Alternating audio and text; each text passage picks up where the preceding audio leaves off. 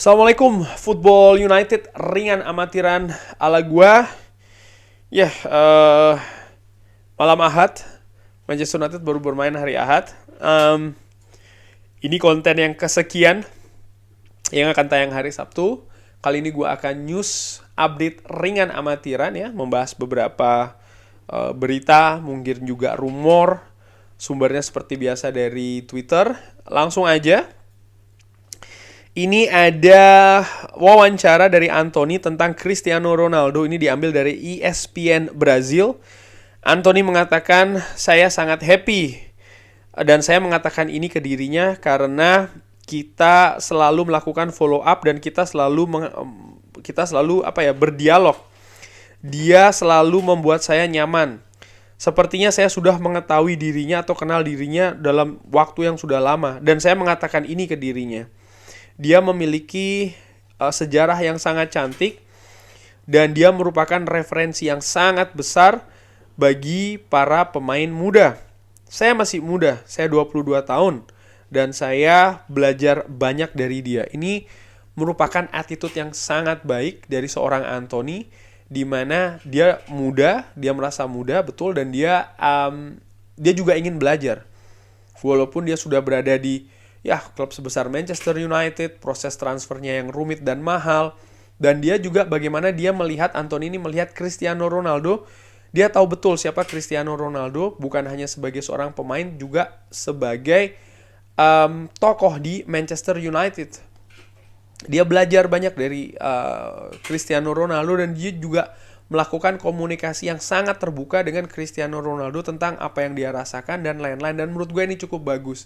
Dimana Cristiano Ronaldo di wawancara di awal musim ini atau musim lalu gue lupa, dia mengatakan memang ya salah satu yang dia inginkan adalah tentu saja memberikan impact atau efek yang positif dari dirinya ke para pemain muda di Manchester United. Tentu saja kalau pemain muda itu ingin belajar dari dirinya, dan Anthony mengatakan dia ingin belajar dari Cristiano Ronaldo, sehingga menurut gua ya ini hal yang sangat positif. Lalu Ander Herrera, ini gue ambil dari United Plug, ada wawancara ya dari ESPN UK. Ini mengatakan tentang Marcus Rashford, memiliki komentar tentang Marcus Rashford. Dia akan membuat perbedaan ketika dia ini fit dan di momen yang bagus. Sekarang dia punya guru yang terbaik, yaitu adalah Cristiano Ronaldo. Tapi kita ini tidak adil dengan Marcus Rashford. Tentu saja kita tidak bisa membandingkan dia dengan Messi dan Cristiano. Saat ini ya menurut gua, karena memang keduanya, artinya Cristiano Ronaldo dan Lionel Messi ini masih yang terbaik, katakanlah demikian. Memang ada pemain lain ya kayak Mbappe dan juga Haaland contohnya, mungkin Kevin De Bruyne.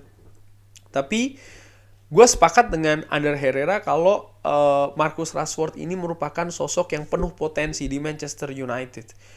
Kalau dia dalam kondisi yang terbaik, artinya tidak cedera ya, kondisi fitnya oke, lalu dia bisa konsentrasi fokus penuh ke atas lapangan dan memiliki momentum yang bagus, menurut gue dia akan menjadi pemain yang vital, yang penting bagi Manchester United musim ini. Dia sudah menunjukkan di beberapa partai awal ya, dia mampu mencetak gol, memberikan ancaman, memberikan assist dan lain-lain.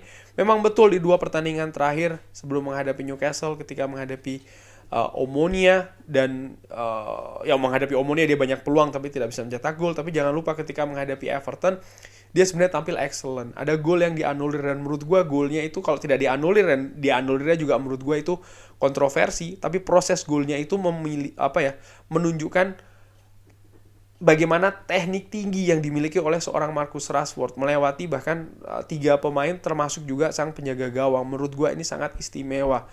Mentalnya dia juga ya, setelah musim lalu tampil buruk, banyak menerima kritik ya kan dari berbagai macam pihak, termasuk juga dari fans Manchester United.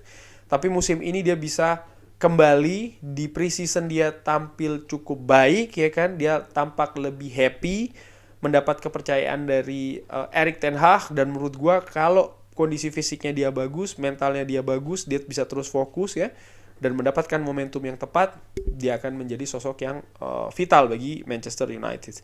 Ander Herrera menambahkan, saya mencintai klub. Ini merupakan klub saya di Inggris dan saya sangat mencintai waktu saya di sana.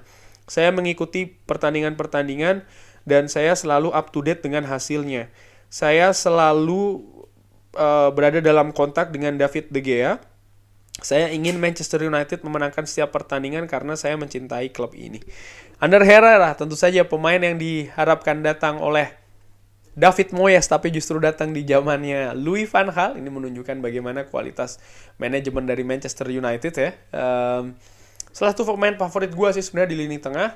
Tentu saja proses kepindahan dari Manchester United ke Paris Saint-Germain ini juga disayangkan oleh manajer pada saat itu, Ole Gunnar Solskjaer, di mana Solskjaer sendiri juga tidak begitu banyak dilibatkan dan dia kaget sebenarnya Ander Herrera ini lepas ke Paris Saint-Germain. Dikabarkan ada miskomunikasi di sana antara pihak Ander Herrera dan juga pihak dari Manchester United, tapi nasi sudah menjadi bubur, sudah terlanjur, akhirnya dia pindah ke PSG dan saat ini dia balik kampung bermain di klubnya kalau tidak salah Athletic Bilbao. Dari Portugal dikabarkan oleh StratiNews.com, gue ambil dari United Report, Manchester United ini memimpin perburuan kiper Porto Diogo Costa. Kiper muda yang tentu saja di pertandingan terakhir Liga Champions FC Porto tampil luar biasa, memberikan assist dan juga ngeblok penalti. Pemain yang dianggap kuat ya dari sisi membangun serangan dari belakang. Dia bisa memberikan umpan yang akurat, baik itu umpan pendek maupun umpan direct lambung ke depan. Dan sekali lagi ini dianggap menjadi salah satu faktor kunci dari Diogo Costa. Pendapat gue bagaimana? Pendapat gue adalah biarkan waktu berjalan, biarkan dia terus menunjukkan kemampuan yang bagus secara konsisten di Porto. Karena posisi penjaga gawang ini sangat vital. Di 11 pemain yang bermain di atas lapangan ini hanya satu penjaga gawang. Dan ketika penjaga gawang ini tampil konsisten, tampil kokoh, tampil solid, bisa memberikan dalam tanda kutip rasa nyaman, tentram ke 10 pemain lain di atas lapangan. Tidak harus khawatir. Tapi sebaliknya ketika penjaga gawang ini tampil tidak percaya diri, blunder dan lain-lain, ya pemain lain, artinya 10 pemain lain di atas lapangan ini tentu saja akan susah konsentrasi juga. Di Manchester United sebelum David De Gea hal tersebut sudah pernah terjadi. Manchester United kesulitan mencari pengganti Peter Schmeichel, bahkan sempat mendatangkan kiper juara dunia Fabian Barthez, tapi hasilnya tidak maksimal. Pernah mendatangkan juga kiper yang syarat pengalaman di Liga Inggris asal Australia, Mark Bosnich, juga tidak bisa dengan alasan lainnya. Mendatangkan talenta dari Italia, Max Taibi, tapi justru banyak blunder yang terjadi di Manchester United. Tim Howard pun juga demikian. Baru datang menemukan seorang Edwin van der Sar di waktu yang dalam tanda kutip sudah menjelang senja ya, karena sudah cukup berumur didatangkan dari Fulham. Maksud gue begini, mendatangkan penjaga gawang tidak bisa sembarangan, harus dengan pengamatan yang menyeluruh ya. Karena sekali lagi di Liga Premier Inggris pun juga di tim-tim lain kan ada demikian. Bongkar pasang kiper yang tadinya diprediksi akan oke. Gue tidak harus menyebutkan klub karena banyak sekali sih. Ternyata pencarian itu tidak gampang ya. Yang diprediksi mungkin diperkirakan oke karena penampilan yang sangat bagus di klub sebelumnya ya kan. Mungkin di media dikabarkan wah sangat oke nih kiper bagus. Ternyata ketika datang liga yang berbeda, kompetisi yang berbeda, negara yang berbeda, tekanan yang berbeda, banyak hal yang berbeda, akhirnya ini bisa sangat mempengaruhi. Hal yang paling satu bagi penjaga gawang adalah konsentrasi dan juga fokus. Akibatnya apa? Faktor teknisnya tertutupi sama ya hal-hal itu tadi. Sehingga penampilannya jauh dari yang diharapkan. Dan menurut gue ini yang juga harus terjadi untuk Diogo Costa. Makanya menurut gue adalah biarkan saja dulu ya. Sambil tentu saja harus diamati dan melihat juga persaingan. Ketika memang banyak yang ingin mengambil dan memang tim scout ataupun tim pelatih dari Manchester United menilai sudah cukup ya. Ya kenapa tidak diambil. Tapi saat ini kalau menurut gue ringan amatiran ya diamati dulu saja sih. Karena tidak bisanya dari 1-2 pertandingan dia tampil bagus lalu kita, atau gua paling tidak ya, kalau gua nggak bisa langsung ngejudge oke, ini pemain oke gitu. Nggak, kalau menurut gua sih belum ya. Tapi punya potensi yang sangat besar. Oke, kabar selanjutnya Manchester United dihubungkan di bulan Januari ya. Ivan Toney kalau Cristiano Ronaldo cabut dari Manchester United. Ivan Toney pemain pilar dari Brentford di 2 musim, artinya musim lalu dan juga musim ini, bahkan bisa menembus tim nasional Inggris. Ini merupakan pencapaian yang luar biasa bagi sang striker, bermain di klub yang ya sebesar Brentford dalam tanda kutip, tapi dia tetap bisa berkontribusi banyak, bahkan juga menjadi sosok yang mungkin diawasi oleh tim lain ketika menghadapi Brentford. Menurut gua ya tentu saja ada perbedaan Ivan Toney dan juga Cristiano Ronaldo. Gua sih lebih senang kalau dia didatangkan sebagai backup sih, ringan amatiran ala gua. Karena gua tidak melihat Cristiano Ronaldo maupun juga Anthony Martial ini akan bisa memperoleh menit bermain yang banyak musim ini karena mungkin keadaan ya, kondisi fisik contohnya.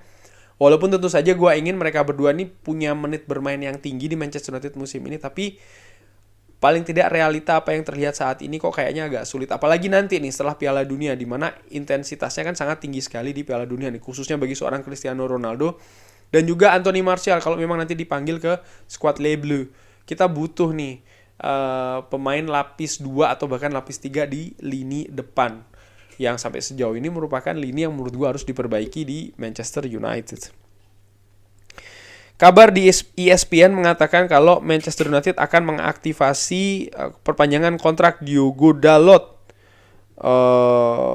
untuk memadamkan ya interest dari Barcelona. Menurut gue sih ini menarik ya, Diogo Dalot, pemain yang menurut gue menunjukkan perkembangan yang cukup pesat musim ini. Manchester United harus mengambil langkah cepat ini.